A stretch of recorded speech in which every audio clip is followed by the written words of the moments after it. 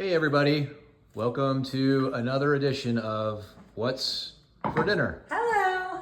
So what is for dinner tonight, Teresa? Well, last night after dinner, I just got a crock pot ready and I put chicken thighs, onion, cream cheese, ranch, which you can make dry ranch packets yourself. And these chicken thighs, I didn't know it have bones, so we'll have don't bite down on a bone. Careful. Yeah. So you made all this, how long did this take you to prep last night? Oh gosh, like 10 minutes. Okay. And then I started it at 7 this morning and I cooked it on low because I knew we'd be late today. So Yeah. cooked it on low till right now at 4:30. So Okay, gotcha. Then we're also gonna have some sour cream and some cheese and whatnot on there. And then also our favorite, can you get the Jane's Crazy and turn around so people can see it? yeah. I don't have a free hand. So for salt, we like to use this Jane's Crazy mixed up seasoning. You can get this on, we bought it on Amazon anyway. And we buy it like a 3-pack, so it's almost like getting bulk. It is at Walmart though, right? I don't know. I've never bought it at Walmart Oh, I before. told But someone it was. I feel like I saw it at Walmart. I hope they didn't go there looking for it and can't find it because they don't carry it at Walmart. Anyway, so so metabolically speaking, and when we talk about metabolic health, we're talking about our body's reaction to the foods we eat and its relationship with the foods we eat. So will any of this stuff that you prepared tonight cause our blood sugar and insulin to spike? No. Fat and protein do not cause blood sugar spikes, only carbohydrates or sugars. So, however, if you did pasta with this, rice or bread, potatoes, then all the fat in here will be stored as fat and your body's gonna have to prioritize burning glucose or the carbohydrates. So. Okay, and just out of curiosity, why do we try and regulate or control our insulin? And what's the significance of that? Insulin is the crux of many things. Blood pressure issues, fatty liver, diabetes, all that sugar causing insulin to spike can cause glycation on your joints. So I've said this before, when I was a kid, I was born in 1971. When I was a kid, the only people that got knee replacements and hip replacements were old people. I'm talking 65, 75 and up. It wasn't just willy-nilly like it is now. So sugar aggravates and tears up your joints, causes vision loss, peripheral neuropathy, so many things. Cancers, all of modern day diseases right now are based on insulin and inflammation. Wow. And that's all directly related to the foods we're eating. Yeah, it's food. So today in a couple groups that I'm in, there was some misinformation going around, not my groups, but from other groups, people kind of saying, can you believe this is out there?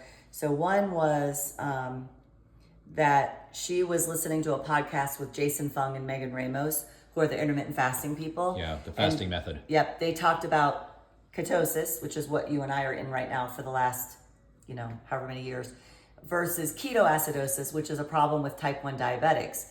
And she was super mad because she went to her doctor, which is the wrong thing to do, to ask about keto. So she was going to go on keto. And the doctor said to her, he said, you can't go on keto. You're going to go into ketoacidosis and you'll end up in the ER in a coma. So then she figured out the difference between the two. Nutritional ketosis has nothing to do with ketoacidosis and putting you into a coma. She was pretty mad. And then there was another post in one of my carnivore groups that someone was talking about cancer, and another person said, be careful eating too much protein, because if you eat too much, it's going to turn to glucose by gluconeogenesis. I'm just like, none of this makes sense. So again, you have to just be careful where you're getting information from. Yeah. Gluconeogenesis is the process by which your body can create sugar in the liver. Right. And it creates it, and it uses just fat or ketones. So if your body needs sugar, it can create its own sugar. It doesn't need it from dietary intake. No. So just so you folks know that. And the same thing, the ketoacidosis thing and the ketosis thing. So my understanding is nutritional ketosis, your ketone levels are very low in your body, whereas ketoacidosis is super high. I think it's above a 5 or something like that. Yeah, and those people's blood sugars are like 700, 800. I mean, right, they are right. bad in bad ways. Metabolically incredibly unstable, unhealthy. They go to the unit, they get a coma. It's bad news. Yep. So hey, did you have anything else you wanted to say on that? Just a couple of reminders. We go into this stuff a lot. We talk about metabolic health and we try and beat a dead horse literally over and over, but there's always new people on here and there's people that need to hear it more than one time.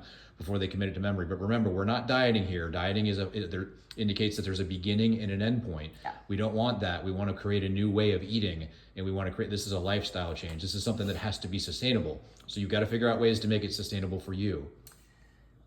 Did you have something? Well, I was just going to say, I saw this new patient back today. She was the first time after her labs, and I did diagnose her with prediabetes, and she's pretty young.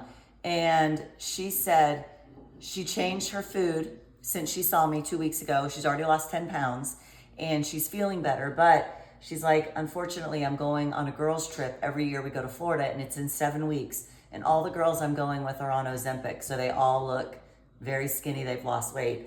And 7 weeks, she could still do a lot. But I said to her, you're learning how to eat. You're learning about food addiction. As soon as they have to stop the Ozempic, fat is going to come back very quickly.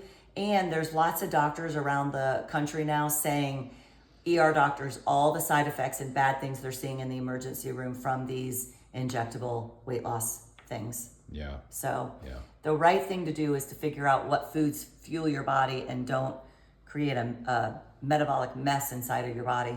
Yeah, and to truly create lifelong change, it's not easy. The hardest part is getting started. No one said it's going to be easy though, and it's going to take some work on your part, but the easy way, there is no easy way to do this. You just have to figure out what works for you, find a sustainable way to implement the changes that you realize you have to make, and then make those changes and then stick with them. Yeah. And slow and steady wins the race here, ladies and gentlemen. There's no race here.